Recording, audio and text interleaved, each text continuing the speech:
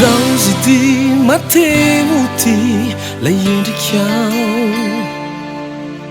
fa tsara loatra manotonay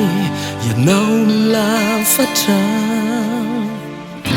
mambabo ny manodidina ny toetranao tsy miavona fa fenotsiky ny fiainanao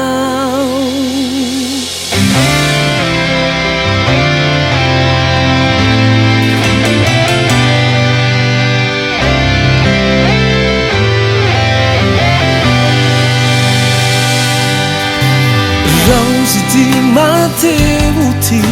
la endrikao fa tsara loatra manotonay ianao no lafatra mambabo ny manodidina ny toetranao tsy miavona fa fenotsiky ny fiainanao rehetra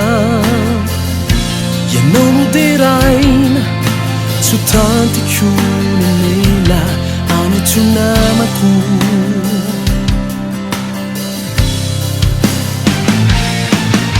mangovingovitrao mahitanao sy tsaritry ao anatiko ao anantonanao ao izao de zao isedra mierinao itory fitiavana mangovingovitrao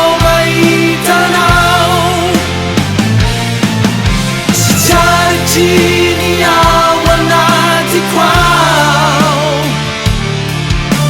anantonanao ao izao de zao isedra ny herinao itory fitiavana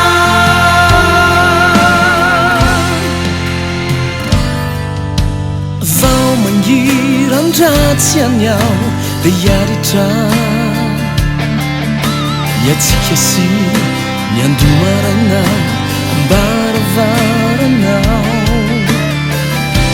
ivimbiny laifity si andoalika itsenilay marainanao fenofanantenana